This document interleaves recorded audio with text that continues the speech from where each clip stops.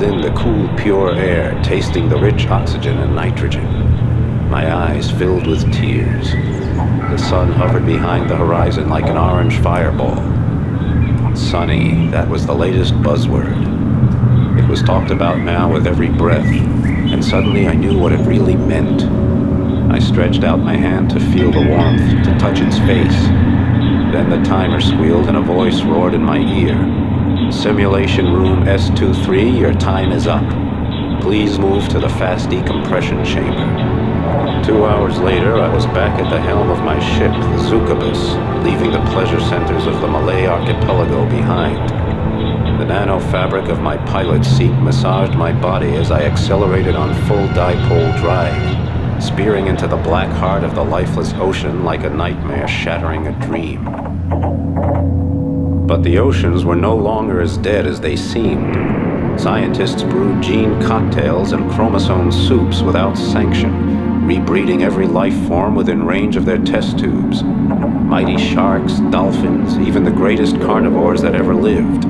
Primordial beasts that had terrorized the oceans 150 million years ago. The scientists did what they pleased, including creating new branches of life where evolution refused to go.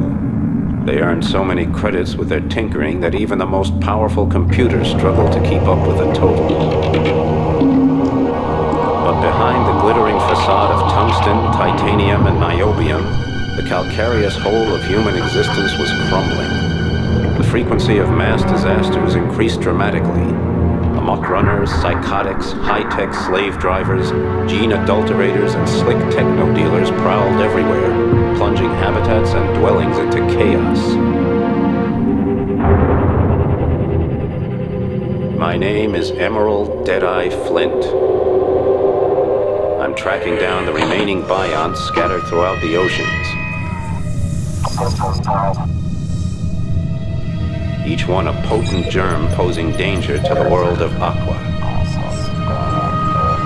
I carry out the Biont mission with my 4 wing pilots, Degrange, Piccolini, Harper, and Bonham, and my onboard computer, Sally. My clients are international, representing every government.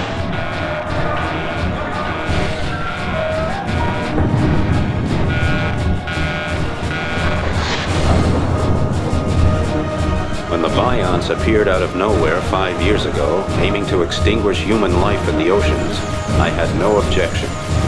On the other hand, it didn't hurt my cash box any to give humanity a short reprieve, so I went for the credits. But during the destruction of the Biont stronghold off Australia, called the Survion, my friend Hong Long sacrificed her own life so I could place the final explosive charge. Now I don't sleep too easy. And I won't till every last remnant of the Biont threat has been eliminated. My last job was in Neapolis, the capital of the Atlantic Federation. Neapolis, home to the eccentric techno-bourgeois, a genetically zapped and nanotuned group wasting their senseless lives trying to establish the optimal political system in Aqua.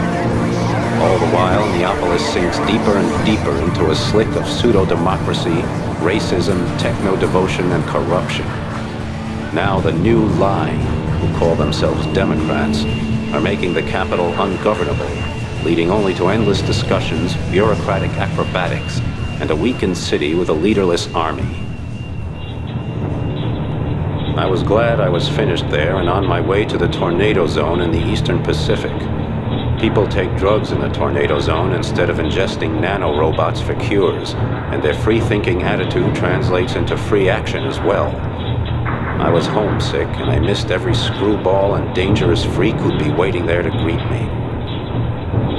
On the way, I made a short side trip to the Argentine basin to see my friend, El Topo, the Mole. Nobody pulls strings like El Topo, who can get almost anything done behind the politicians' backs. El Topo murmured something to me about an important job, a secret scientific sensation. I got a little bored until he came to the part about earning lots of credits.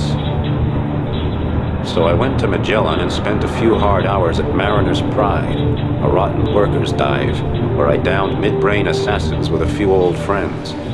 Just as the world turned into the carousel I was hoping to ride, I caught sight of some jerk clearing off with the Zuka bus. I had never thought about that happening. Someone just stealing my ship out from under my nose. But there it went. Suddenly I was back to square one again in my old stomping ground. Broke, exhausted, and listing heavily. I was on my way to a massive corporation in the Gulf of Florida, near the deepest abyss in the Atlantic, the Milwaukee Deep, 8,500 meters below sea level. Entrox, under new management, was Aqua's nerve center for breathing gas, fuel, and transport. I was also looking for the antique data treasures that Admiral Cox and the rest of the world's elite powers were desperately trying to find. The fact that I had to search the area our ancestors called the Devil's Triangle, east of a group of islands called the Bermudas, gave me a pretty good idea that whatever they were looking for boded ill. An ancient legend said that this aquatory was the playground for the devil himself. Of course, another story said it was a secret alien base carrying out electromagnetic experiments. To me, it looked more like a scrapyard, proving only that our forefathers knew little about ships, compass needles, and the aero and hydrodynamics of the atmosphere. Then there was the threat that a massive methane bubble might break loose below and head for the surface, weakening the specific gravity of the ocean, which just happened to be keeping my ship afloat.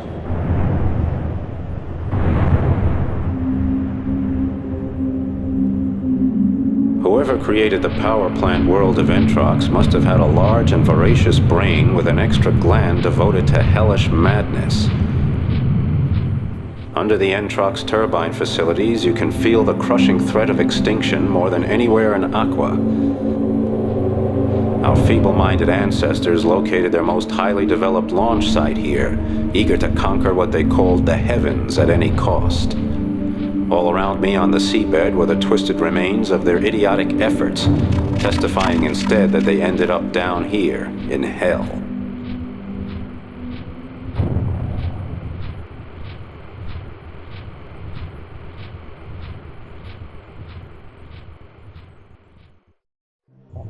I didn't know what the hell was going on, which meant I was right in my element. What was in those data files? Why did Admiral Cox and the noble Atlantic Federation want them so badly? And what options was Cox saving for himself? Still, I was happy to again ply the turbulent, free, and mysterious seas of my old home, the Tornado Zone. Like Sodom embedded in solid rock, the eternally shining Atacama City beckoned me home. Ruled by rebellion and centuries of glorious piracy and freebooting, I knew it wouldn't be easy for Atacama to accept a military project imposed on them by Neapolis. Atacama City welcomed deserting officers of the shogunate, black marketeers from the clans union, amok runners and drug dealers, free thinkers, slum poets, and fun prophets. It gave shelter to gene dealers, chromosome splitters, and nanotechnology smugglers, and gave warmth to those infected by viruses, to mentally ill intellectuals tired of life, and to sleep-addicted freaks from all nations.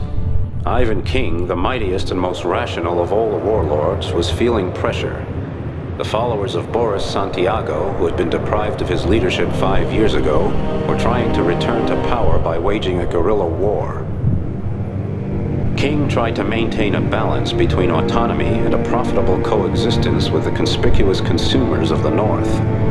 Unfortunately, he sometimes went too far in his dealings, and the Brainfire Project was a case in point. It intruded like a poisonous virus into a cozy little cell of criminality and free thinking. Here the madness started for me and for the whole of Aqua. Here the stupidity of the modern world reached again for the heavens, only to rip open the gates of hell.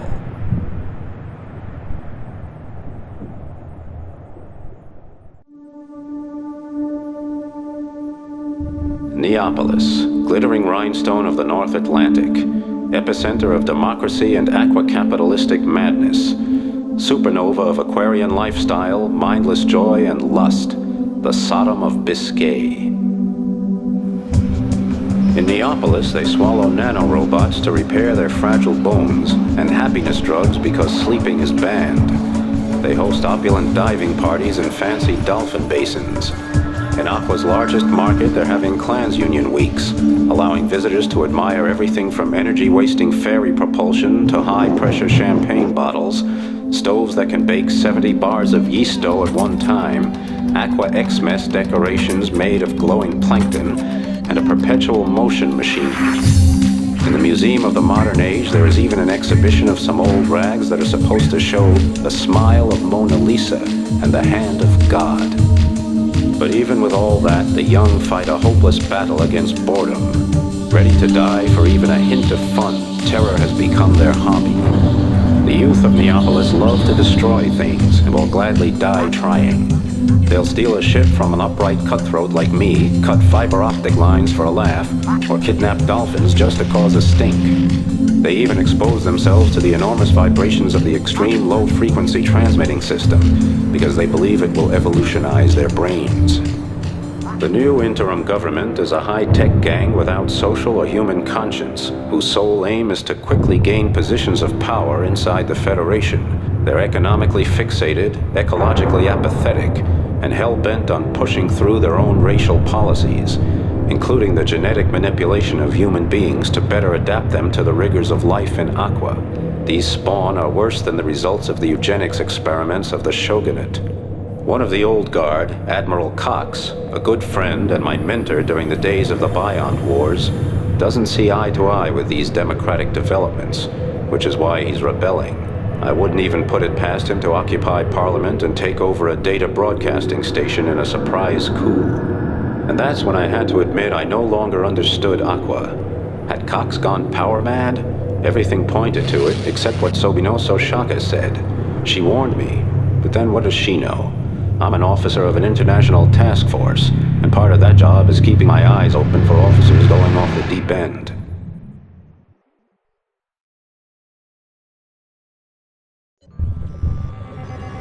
On the way to the tornado zone, I felt as if a synthahol-stewed, loop-legged globefish was thrashing around inside me. I murdered a good friend, and from now on I knew fate would sing a cruel song when it danced with me. I was about to find out the real meaning of brain fire, fighting for warlord Ivan King against the legendary and eerie crawlers. Yet only one thought occupied my mind: vengeance on Commodore Sewell. His head at any price.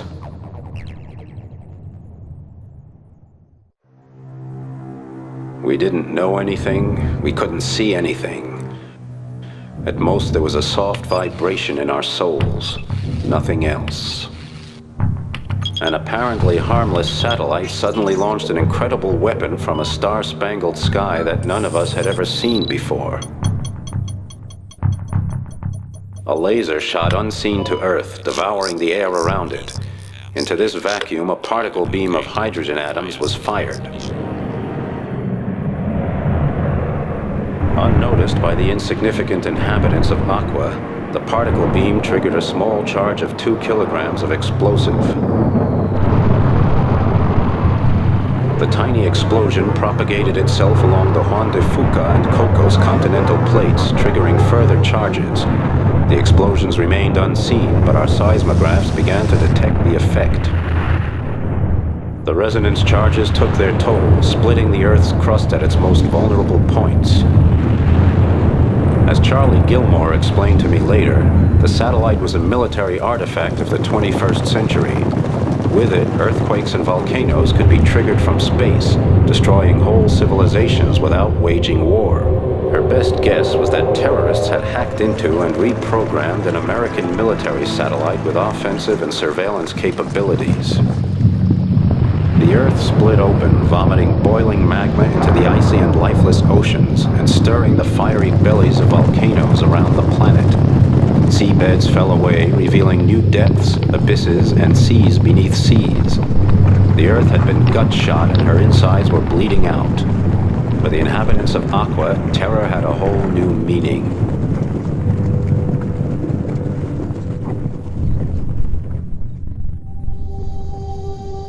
El Topo contacted me and said his warning system showed an armada of crawlers and Sewell's cutthroats making their way to Neapolis. Sewell's allies were already causing riots in the city. Whether it was planned or not, the result was clear. Brainfire had created total chaos. We heard strange reports about poisonous nettle creatures and Kalmar-like beings haunting the outskirts of Neapolis.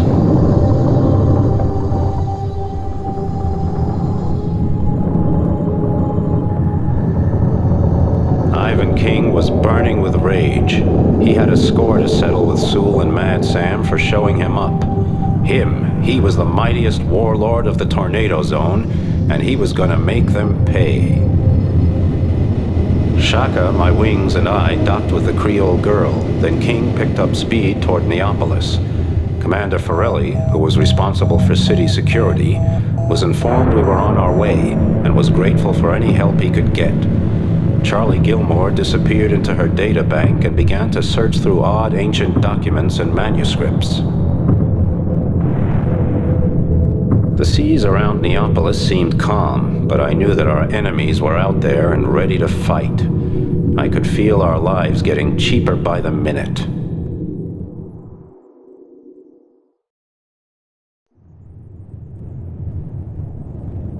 Professor Charlotte Gilmore was a fascinating woman.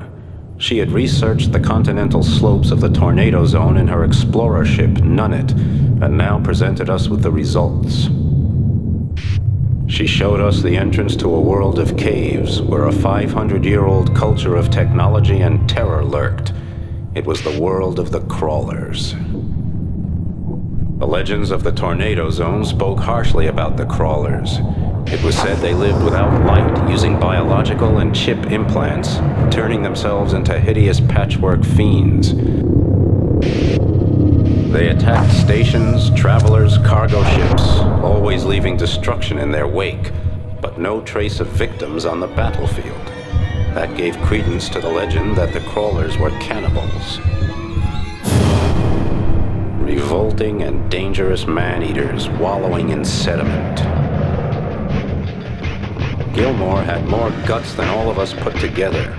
Alone, she'd explored the caves and tunnels of the crawler's world, pushing deep into the Earth's core. She showed us the way into that hell, and we could hear the screams of tortured victims reverberating with the grunts of their tormentors. When I saw the pictures, I had only one reaction. I wanted to see the crawlers dead, their colony of darkness and ruins, their grotesque forms spasming in a boiling and bloody sea. I wanted to look in the eye of their boss devil, Mad Sam Cahonen, and show him the darkest part of Deadeye Flint's soul.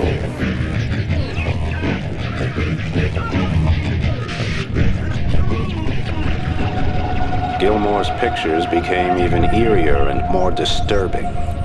It was like a dream filled with magic, fear, loneliness, and desperate need.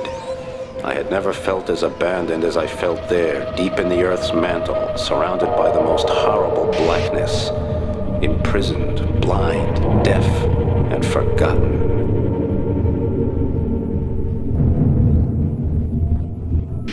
From the remains we were looking at, the ancient civilization clearly had not lived underwater. Those caves had been dry as a bone right up until the South Pole melted. Gilmore claimed she was on the trail of a civilization that had ruled the surface 12,000 years ago. She believed they had retreated deeper and deeper into the crevices of the Earth, but she didn't know why.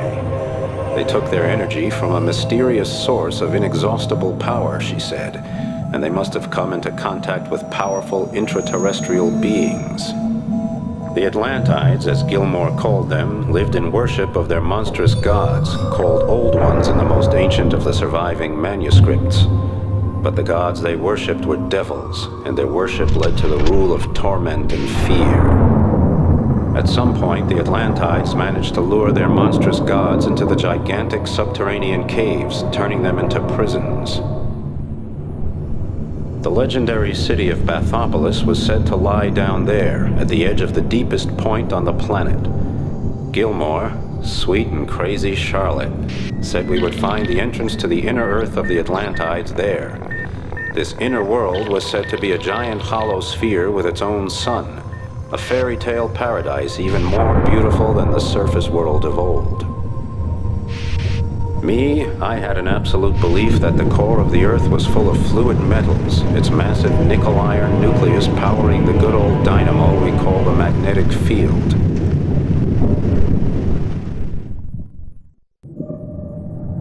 The central fusion plant in Neapolis was our last hope.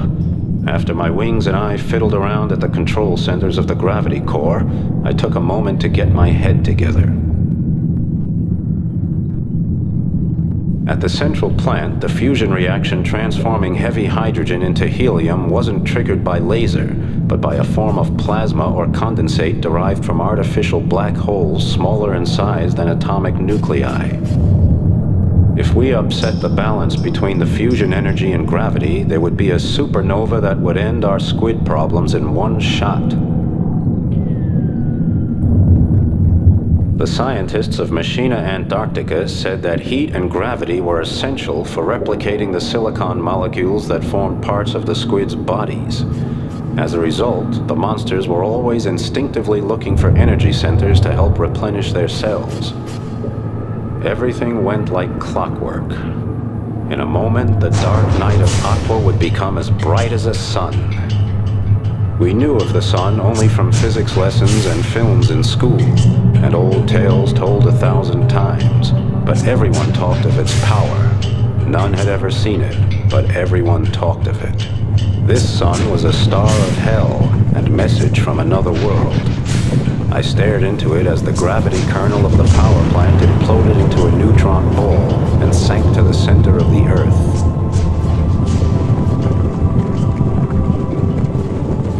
The shockwave of the explosion rippled in every direction. Gilmore later told me that parts of the power plant left the ocean, the atmosphere, and the gravity of Earth, and were now in orbit like the mischievous satellite that had been activated by brain fire.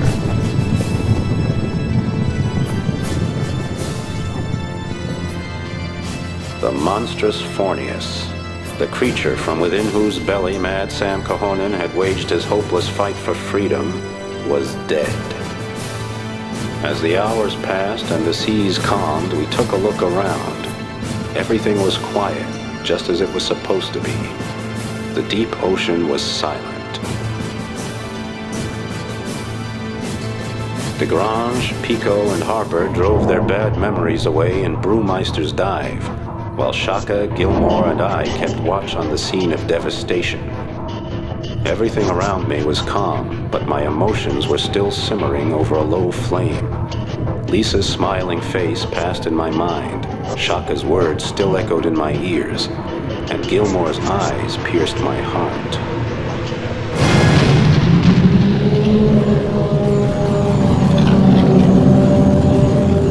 Apparently, there wasn't enough room in hell for Mad Sam and his malicious host. Still more dead than alive, the power of the Fornius was easily enough to destroy us all. I ordered Shaka and Gilmore to get lost as we began to harass him, but I knew they wouldn't listen. Just when we were about to bite the sediment, all of our instruments died, as if to spite us. Then a shadow pressed out of the gloom, and I recognized it. A shadow I had often encountered before. EMP. It flashed across my mind like a razor.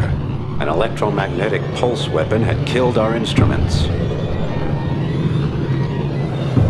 I saw the Bion shadow melding into the body and soul of the mightiest of the old ones. Saw it absorbing his very being and power, assimilating the hatred in his 1,000-year-old murderous soul. I could see that the Bion ship in front of me was not a scrap heap. That meant that the Bions back at their stronghold, the Servion, hadn't been annihilated, and they were already regaining their strength. Charlotte Gilmore and Shaka became great friends and whispered together for days about me.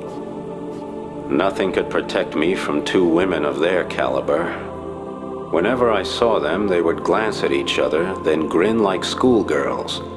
It was a curse I would just have to bear.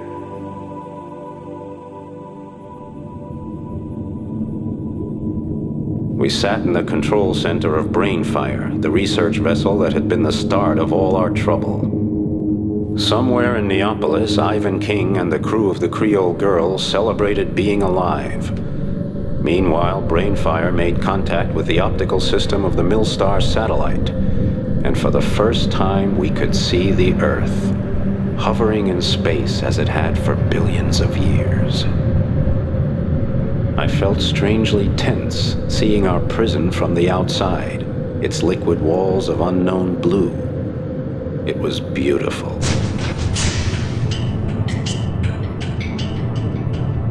Weird, something metallic caught my eye, and with a word the camera zoomed in. Structures, and something recognizable in silvery gray. The camera moved in tighter and I could make out small flashing lines along the coast. What the hell was it? The satellite moved on to the south. Clouds still remained from the huge explosion 5 years ago when the stronghold, the Survian, had been destroyed. Zoom in. The Survian. The Bions. The destruction of their stronghold 5 years ago had only been a small hitch in the system. They had built a massive reproduction plant on the continent, developing their own biotechnological civilization, and they had done it with phenomenal speed. Somewhere below, the Biont unit that had assimilated Fornius would arrive, and all the data and features, whether those of the squids or Mad Sam, would be adapted to the technogenetic code of a species that wanted to exterminate us from our own planet.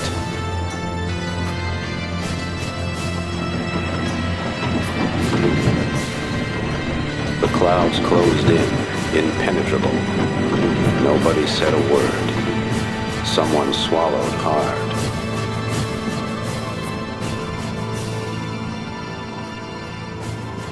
Earth was a paradise, effortless, floating, full of light. A man could breathe clean air there and move free in the warm sun. One day, it would be ours again.